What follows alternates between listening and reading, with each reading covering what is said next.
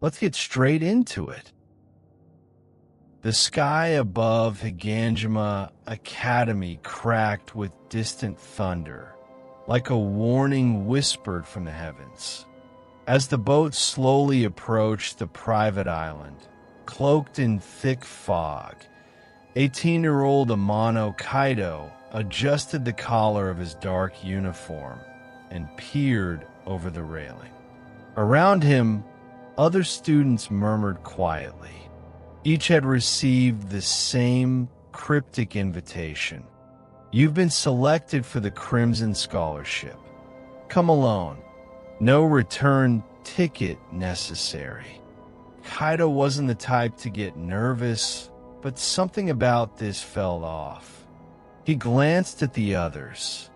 Yuzuki Aoi, the outspoken martial artist with eyes like steel. Hoshino Yum, a soft-spoken girl always scribbling in her sketch pad. Takeda Run, a confident ex-delinquent smirking as if he already knew the ending of this story.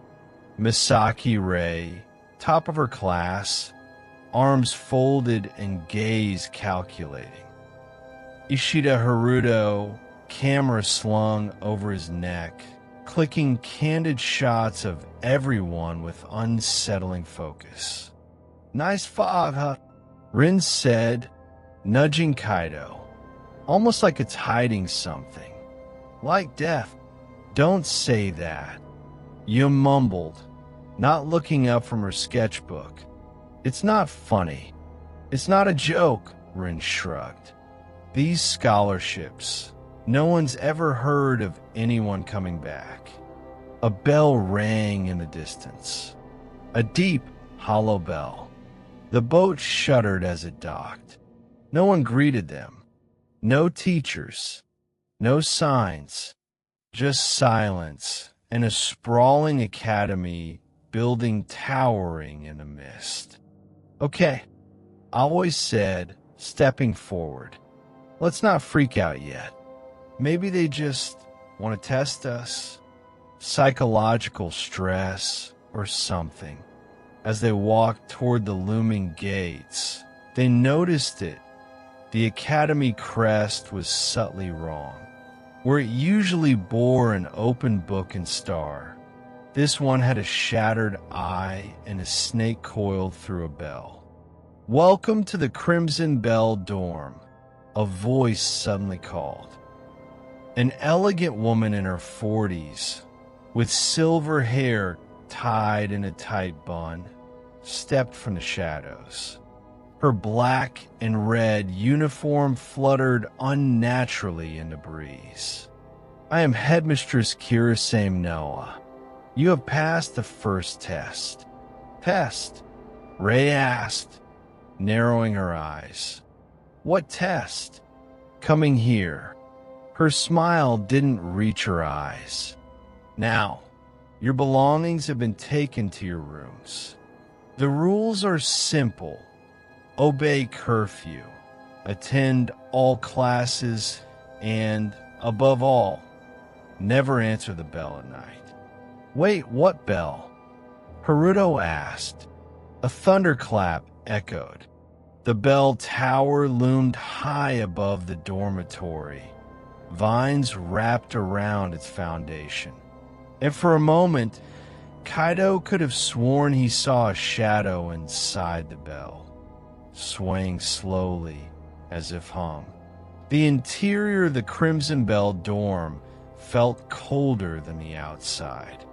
Its walls were lined with velvet wallpaper, faded with age, and portraits whose eyes seemed to follow anyone passing by. Each student was assigned a room on the 3rd floor. The dorm was silent save for the slow ticking of a grandfather clock in the hallway. As Kaido unpacked, a knock echoed on his door. It was Aoi. Orientations in 15 minutes. You coming?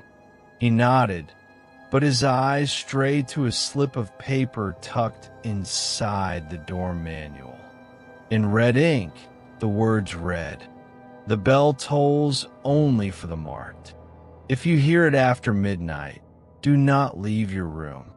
Never look out the window." He frowned, flipping the note over. Nothing else, just the echo of that phrase in his mind. In a lounge, the students gathered again. Headmistress Noah stood before an old chalkboard with her hands folded. "Let me be clear. You are here because each of you holds potential. But this island is not a gift. It is a crucible." Yum looked up. "What does that mean?" "It means," Noah said, voice sharp, "you are here to be tested. Survive the semester, and your future will be secured. Fail, and the island keeps you." A silence fell over the room. Ray crossed her arms. "What kind of school is this?" "A very old one," a male voice said from behind. They turned to see Professor Sejiro Minami, tall, gaunt, and with long black hair. His eyes were a dull gray, as if they had seen too many secrets. "Let me show you the class list," he continued, passing around a sheet. 12 students, 12 trials. At the bottom of the page, Kaido saw something odd. The list ended with, "Student 13. "There are only 12 of us," Haruto said. "Who's the 13th? "That will be revealed in time," Professor Minami said. "Or perhaps you'll find out the hard way." The room temperature seemed to drop. The night crept in with a thick fog that swallowed the academy grounds. Outside the dorm, the wind howled like distant screams. Kaido lay awake, eyes fixed on the ceiling. From the floor above, faint footsteps echoed, slow, dragging. But there was no fourth floor. Aoi texted him, "You awake? I swear someone's walking upstairs. Want to check?" Before he could reply, the bell rang. Zong, zong, a heavy toll midnight. Kaido shot up. No, it whispered. The note had been clear. A knock came at his door. Soft, then louder, then scratching. "Kaido," Yum's voice. "Please, I think someone's in the hallway." He stood, his heart pounding. "Don't open the door," he said, pressing his back against it. "It's a trick. How do you know? Just trust me." The scratching stopped. Then, down the hallway, a scream. Aoi's voice. Sharp, sudden, then cut off. Kaido yanked open the door despite everything. But the hallway was empty. Just the ticking of the grandfather clock. Just silence. He turned to Yum, her face pale, eyes wide. "Where's Aoi?" she whispered. Kaido's blood ran cold. They both looked toward the stairwell. At the top of the steps, barely visible in the moonlight, was a figure wearing Aoi's uniform. But her head was turned completely around, and she smiled. Morning brought no sunshine, only gray skies and rain. The students gathered in the dining hall, but one seat remained empty. "Aoi's not back," Yum said, her voice hushed. I checked her room. It was freezing. Her bed sheets were soaked in seawater. "Maybe she left," Ren offered, though his voice lacked conviction. Snuck out. Haruto was silent.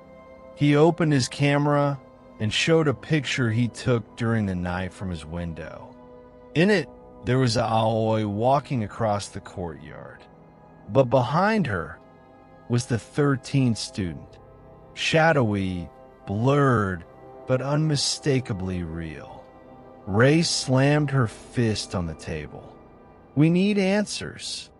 They made their way to the library, a towering building filled with ancient texts and rotting paper.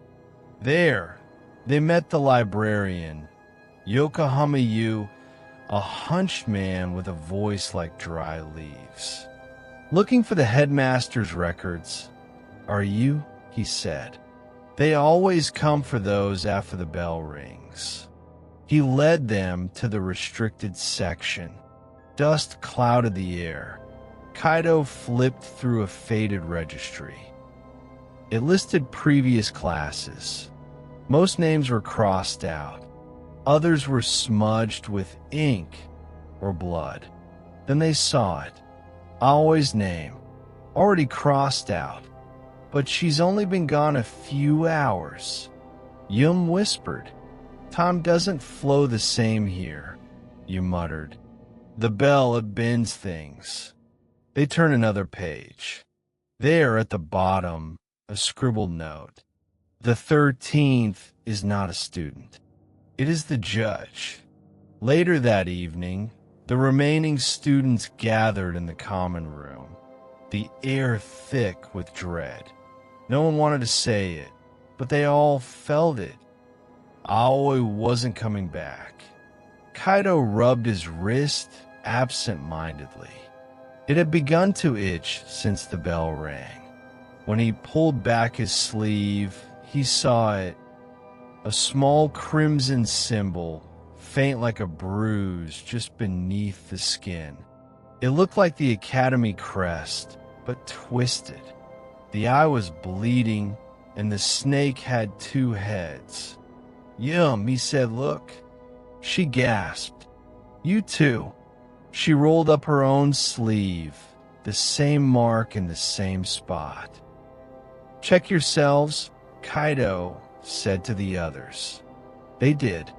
One by one, the remaining students revealed the same cursed mark, except for one. Ren. He shook his head. "Nothing. Guess I'm lucky, huh?" Ray wasn't convinced. "Where you've already passed something we haven't." Suddenly, the lights flickered. The bell rang again. "Not midnight, 10 p.m. "That's too early," Yum whispered. From the hallway, a strange chanting rose. Foreign syllables. Repetitive. Hypnotic. Kaido ran to the window and peered out. At the base of the bell tower, figures in cloaks formed a circle, candles glowing at their feet. In the center of the ritual was something tied to a stake. Someone. Yum choked, but the girl was lifeless, her face masked in white paint, and something writhing under her skin. Professor Minami appeared behind them, unnoticed until he spoke. "Don't interfere. This is her trial. You're sacrificing her." Ray shouted. "You're insane." "It's not sacrifice," he replied coolly. "It's arbitration." "What the hell does that mean?" Minami looked them over, his dead eyes pausing on Kaido.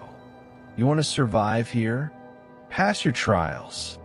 Each of you will face one. The bell marks the beginning." Kaido's wrist burned. The next day, Kaido found a letter slid under his door. "Your trial begins at dusk. Come alone to the west courtyard." Yum begged him not to go. "What if it's a trap?" "Everything's a trap here," he said. "But we're already caught." At dusk, Kaido walked through the overgrown paths behind the dorm. Statues watched him from the hedges, cracked angels missing their eyes. The courtyard was surrounded by thorny vines that seemed to shift when he wasn't looking. A stone slab waited at the center. Above it, a noose dangled from a twisted tree. Kaido stepped closer. Then the voice came. Amano Kaido, you have lied to protect yourself. He spun around. From a mist emerged a masked figure cloaked in black, its voice both male and female. You abandoned your friend during the Shibuya fire, it said. You saved yourself. How do you confess or die? A figure stepped forward from the trees. It was Aoi, her face burned, her eyes hollow. You left me, Kaido. No, I couldn't save you. I was trapped. Liar. Suddenly, Kaido was yanked off his feet and thrown onto the slab. The noose lowered. His heart thundered. He couldn't breathe. Admit it, the figure said. Kaido choked, shaking. I didn't mean to leave her. I was scared. I thought she'd make it. I thought she was right behind me. The noose stopped tightening. The masked figure stepped back. Trial complete. The mark on his wrist burned, then faded to black. When Kaido returned, Yum hugged him tight. What happened? I don't know. I think I passed. But I saw Aoi. I think they're using our pasts. Our guilt. Häfrånet. Psychological manipulation? Or worse, said Haruto, adjusting his camera lens. I looked at my old photos from earlier this week. Some are different now. What? He turned the screen toward them.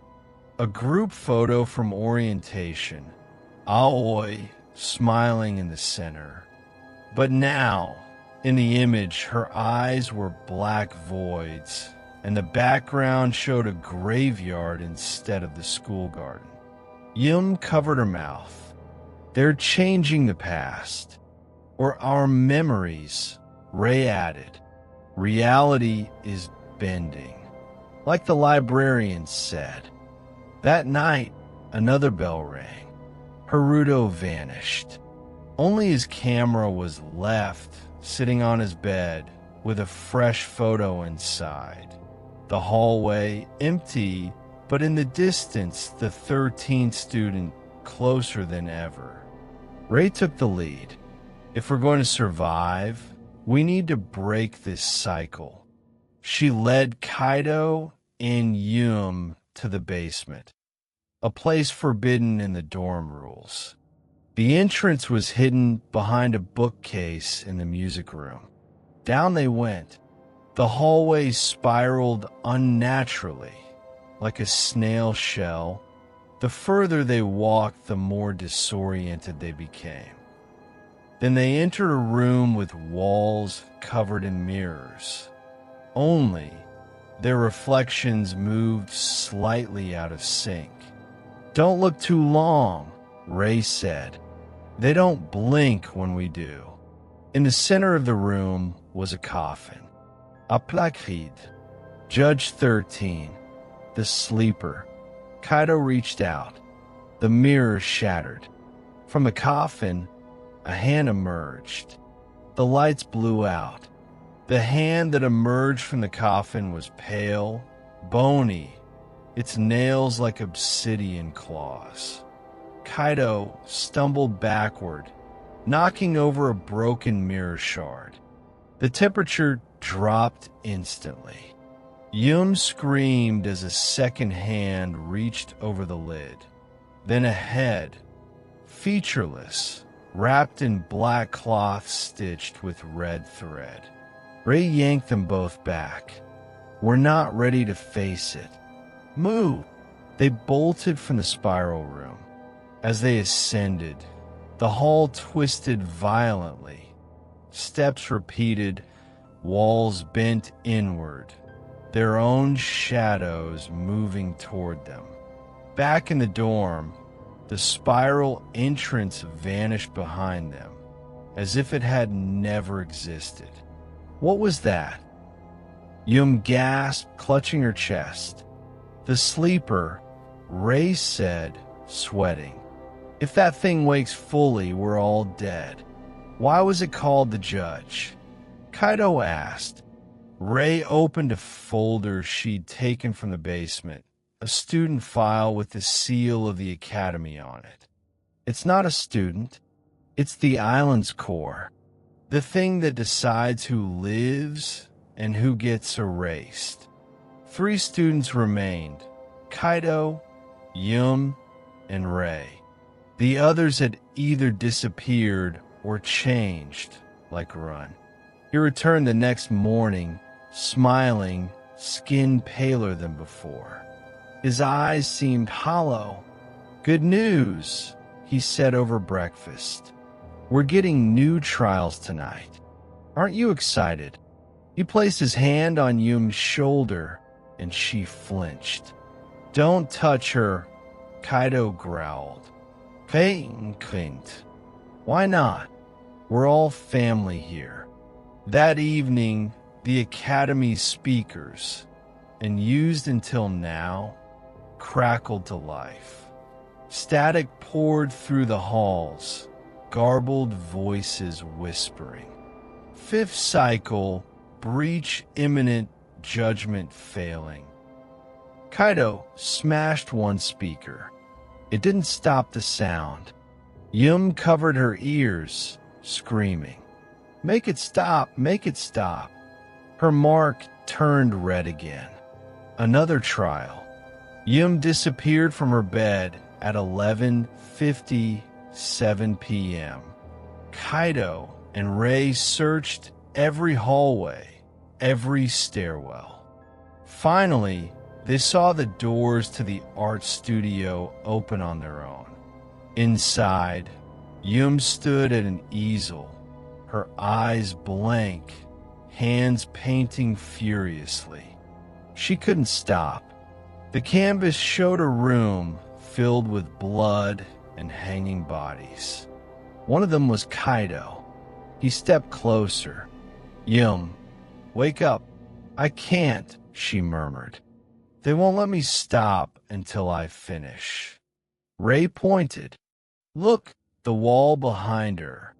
On it was an unfinished mural of the students. One by one, the faces turned to skulls as Yum painted them. It's her trial, Ray said. She must choose who lives. No, Kaido shouted. She won't. He ran to her and pulled her back from the easel. The moment their skin touched, the room exploded in red light.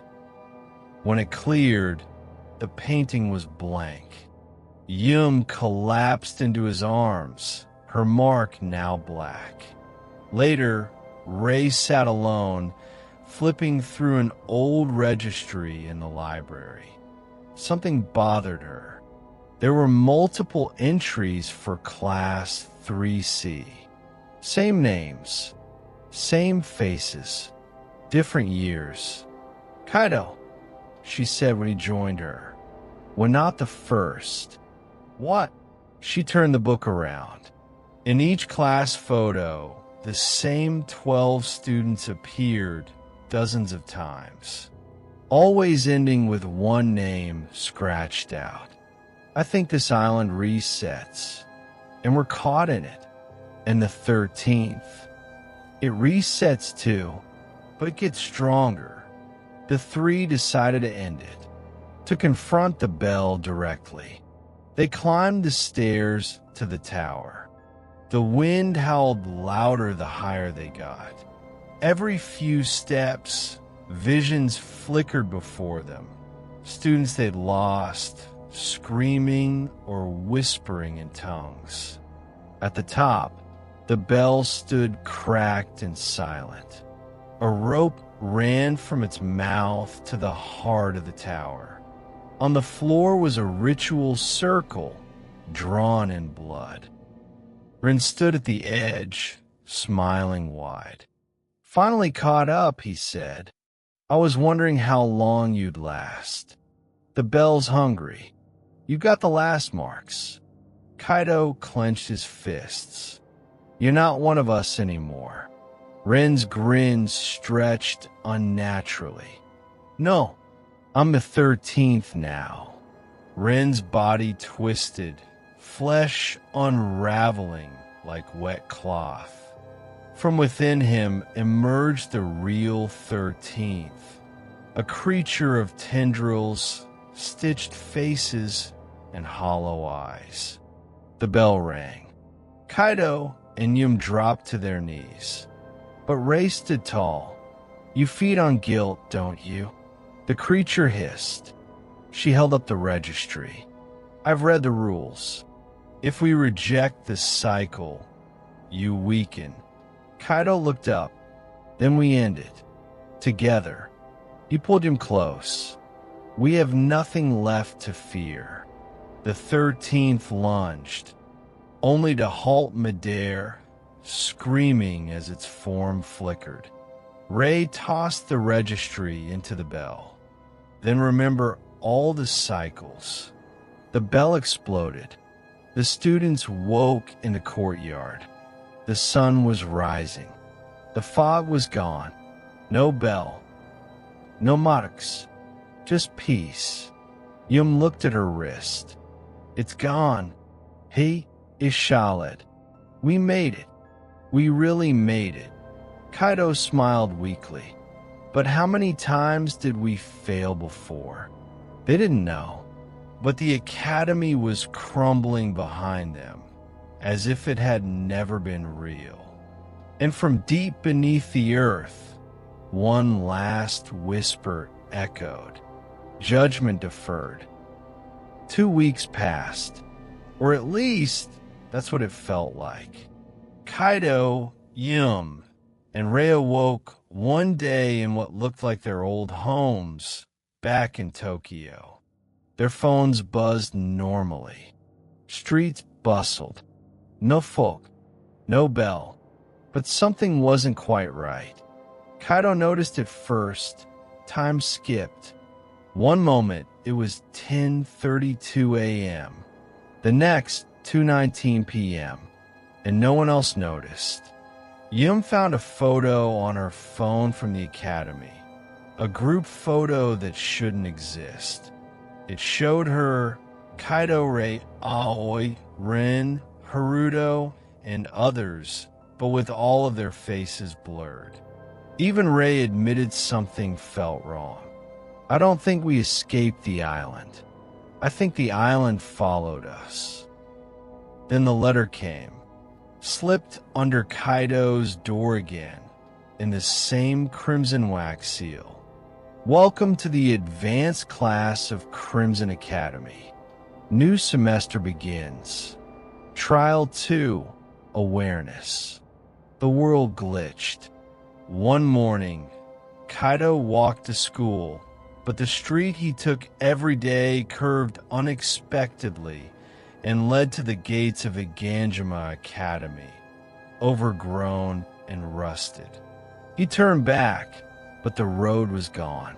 Inside the gate stood Headmistress Noah, perfectly still, as if waiting for him.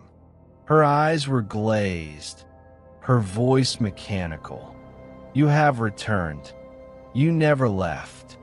Kaido ran, but found himself in his dorm room again. On his bed, his uniform, freshly pressed. This wasn't the real world. It was the next layer. Ray pieced it together. The bell is not just a curse. It's a containment field. The academy is a looped construct built over a supernatural rift. We're in a simulation, one stacked on top of another. Like dreams within dreams, Yum whispered. And each trial digs deeper, Ray said. Every time we think we've escaped, we've just entered the next tier. But if there's a core, Kaido asked, can we reach it? He nodded suavely. Only if we descend into the unclocked levels. What's that? The parts of the academy that were buried before it became a school, before the bell tower. They found Rin again. But this time, he was different. He waited in the gymnasium, floating an inch above the ground. His eyes glowed red, and his voice echoed unnaturally. You thought you ended me. You ended one layer. He raised his arm. Dozens of ghost-like students materialized around him. Students from old photos, decades old, all wearing the mark. They're part of me now. Every failed trial becomes another mask I wear. Rain narrowed her eyes. You're not Rin anymore. I'm what's left when guilt outlasts the soul. The three fled to the auditorium, one of the oldest buildings on the island. Once, it hosted theater plays. Now it was a tomb of memories. On stage were 12 chairs. On each was a nameplate, the students from every failed cycle. One chair was empty. Kaido's name glowed faintly on it. Suddenly, a spotlight turned on above. The curtain rose. A voice echoed through the rafters. Trial 3 acknowledged the architect. From the ceiling descended a marionette, wearing the uniform of a student, but with the face of Professor Minami stitched in wax. It jerked toward Kaido. Confess. Who built this place? I don't know. Then you're not ready. Strings lashed out. The auditorium collapsed inward. Deep in the teacher's wing, behind a false wall, they discovered an elevator, its floor panel carved in rusted Latin. There was no call button, but the moment Kaido touched the panel, it lit up. Floor, labels read. L1, dormitories. L2, ritual grounds. L3, spiral archives. L4, the hollow library. L5, unlabeled. L6, void bell chamber. They descended to L5. The lights flickered. The walls were made of teeth. Yes, teeth, etched with names of students. Voices cried softly from the vents. We failed, we failed, we failed. On the far wall, a map of the original island, dated 1892. In the center, where the bell tower now stood, was the word sarcophagus.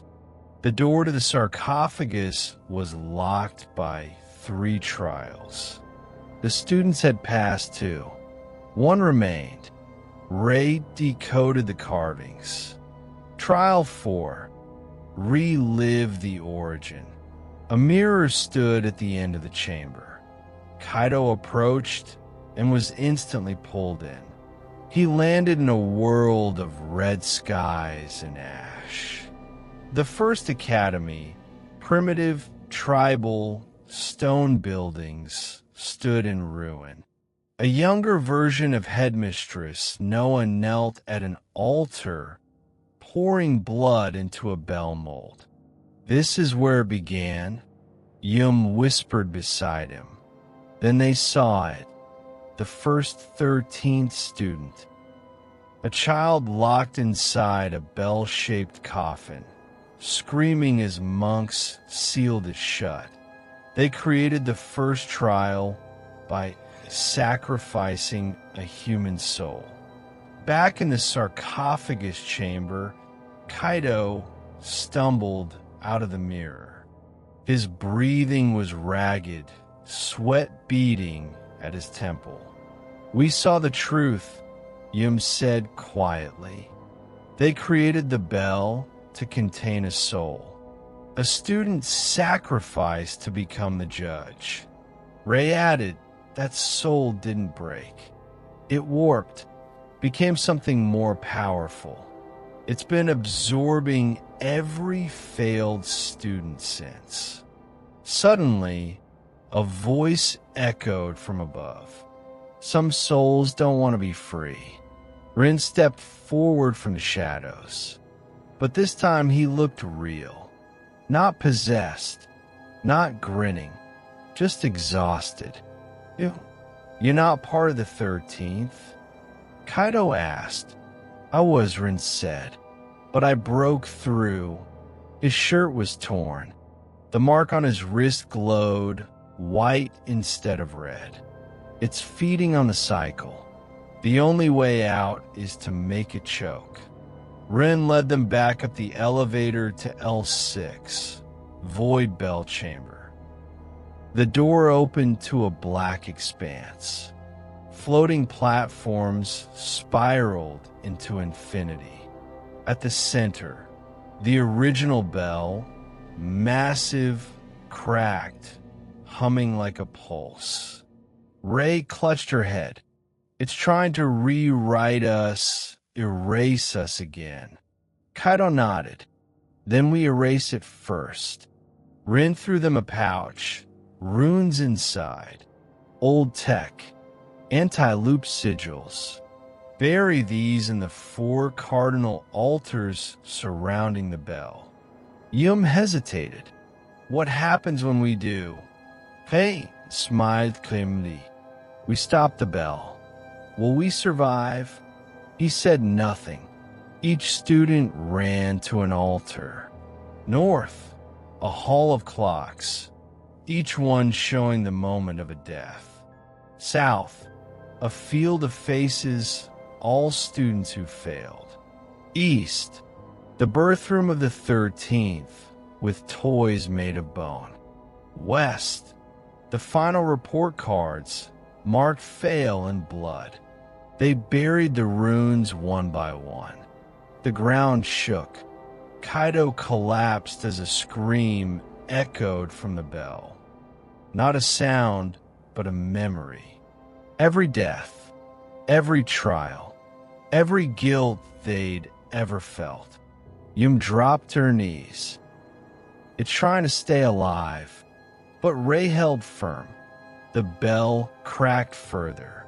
Back at the central platform, the bell was shrieking. The 13th appeared, not as a monster, but as a normal student, face eerily familiar. I'm not your enemy, the figure said. I was like you. I was the first. Kaido stepped forward. You don't have to do this. I do, the 13th replied. I've seen what's beyond. It's worse than this. The academy is hell, but it's predictable. Out there, there's no structure. You're wrong, Ray said. The 13th's face twitched, then refused the trial. All of you, deny it. Break the system. They stood silent. Kaido turned his back to the bell. I refuse. Rei irafuja. Yum, I refuse. Ren, I always did. The world imploded. The bell cracked apart. Light poured from within. A cyclone of voices, history, blood, and time spun out of its core. The world unraveled. The island disintegrated. The sky split into fractals. Kaido saw every cycle ending at once, like a movie played in reverse. Then, silence. Kaido awoke in a classroom. A real one. City skyline beyond the window. Morning bell ringing. Students laughing. Beside him, Yum was sketching again. Ray sat behind, scribbling notes. Rin walked in late, grumbling about the train. Hey, Yum whispered. Did you do the summer reading? Kaido blinked. Where? She looked confused. Ah, Earth to Kaido. He turned to Ray. Do you remember? She paused, gave the faintest nod. So does this mean? We made it out, Ray said. This time, we really made it. That night, Kaido lay awake. A wind stirred outside. No bell, no fog, but on his desk was a piece of folded paper. He opened it. Trial 0 begins when you ask if it's truly over. He smiled slightly and set on fire. Far beneath the sea, where the island once stood, the broken pieces of the bell lay silent. But in the dark, something shifted. A single eye opened, not in hatred, but in curiosity, because now the system was broken, and it needed a new architect. Kaido blinked awake to the soft hum of morning traffic outside his window. The sky was clear, the sun streaming in golden light that painted the classroom walls. The scent of fresh paper and chalk dust filled the air, a stark contrast to the damp, ominous halls of the academy he thought he'd left behind. Yum nudged him gently, a warm smile playing on her lips. You look like you just saw a ghost. I guess I kind of did, he replied, rubbing his temples. Ray was already perched on the desk, flipping through a book of ancient legends they had once studied. Funny how sometimes the past lingers even when we think we've escaped it. Kaido's gaze drifted to the corner of the room, where a small red mark, barely visible, glimmered faintly on the floor. Did you guys feel it? Yum asked quietly. The island, the bell, it's still out there, somewhere, Ray whispered. A chill passed through Kaido despite the warmth of the sun. He clenched his fists. This isn't over. Days passed with the illusion of normalcy. But beneath the surface, subtle cracks began to show. Kaido noticed shadows flickering where none should be. Yum's sketches grew darker, haunted by twisted shapes that weren't hers. Ray found cryptic messages etched into her notebooks, symbols none of them recognized, but that sent shivers down her spine. One evening, as twilight bled into night, Kaido received an anonymous message on his phone. The bell never truly dies. It waits. Listen closely. At that moment, the faintest echo of a bell rang in the distance, barely perceptible but unmistakable. I knew it, Kaido muttered. It's calling us back. Determined not to be pawns again, Kaito, Yum, and Ray formed a pact to uncover the bell's true nature and sever its grasp forever. They gathered in Ray's basement room, the walls plastered with old maps, ancient scripts, and sketches of the island layered in red. I found references to a hidden chamber beneath the academy, Ray said, pointing to a faded map. They call it the Echo Vault, a place said to hold the original soul of the bell. Yum's eyes gleamed with a mix of fear and excitement. If we find it, maybe we can finally end this. Kaido nodded. Then we go back, but this time on our terms. Under cover of darkness, the trio slipped away from their everyday lives. Back at the abandoned island site, now a forgotten, crumbling ruin, They found a hidden entrance beneath the bell tower's foundation. The air was thick, heavy with the scent of earth and decay. Inside, narrow stairways spiraled downward, lined with ancient glyphs glowing faintly. As they descended, the walls seemed to pulse with a heartbeat, the echo of the bell itself. At the bottom, a massive chamber unfolded, vast and cavernous, filled with the murmurs of countless lost souls. In the center, a crystalline sarcophagus pulsed with crimson light, the heart of the bell. Before they could move closer, a voice resonated through the chamber. "Welcome back." From the shadows stepped a figure draped in a flowing cloak, neither fully human nor entirely spectral. "The architect," Ray whispered. "It's been watching," the figure said, voice both soothing and chilling. "You try to break the cycle, but you only delayed it." Kaido stood firm. "We're here to end this." The architect smiled, revealing eyes like black holes. "Very well, but every ending demands a price." The architect raised a hand, and the chamber shifted. Walls melted into swirling mist, the floor beneath them dissolving into endless darkness. "You seek freedom from the cycle, but what if the cycle is the only thing holding existence together?" The architect's voice echoed. Kaido swallowed his fear. "Then we'll build something new."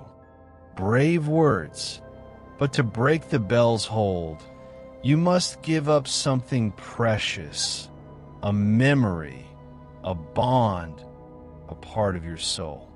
Yum grasped Kaido's hand tightly. "Whatever it takes." Ray closed her eyes, steeling herself.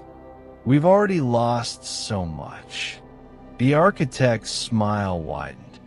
"Then your trial begins anew. Not of survival, but of sacrifice." Each was pulled into a personal vision, a dreamscape of their deepest memories, the moments they cherished most. Kaido found himself back in his childhood home, playing with his late sister. The scent of her laughter filled the room. Yum relived the day she first picked up her sketchbook, the thrill of creation sparking inside her. Ray faced her proudest achievement, winning a scholarship, the moment that set her on this path. But the architect's voice echoed, demanding, "Choose one memory to erase, to sever from your soul. Only then can you move forward." Tears streamed down Kaido's face as he reached for a photo of his sister. I choose this," he whispered. They awoke, changed. The memories were gone, but with them, a part of themselves fell hollow.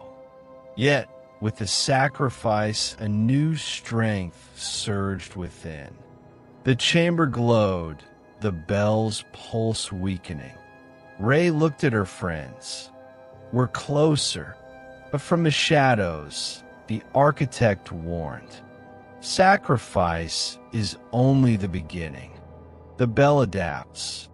The next trial awaits. Outside, the island's ruins trembled. Shadows flickered between the trees.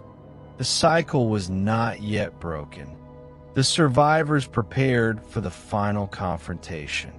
Kaido's voice was steady. "We finished this for good." As the sun set, a distant bell tolled once more. But this time it was different. A bell of hope. That was the end. Like and subscribe if you want more stories.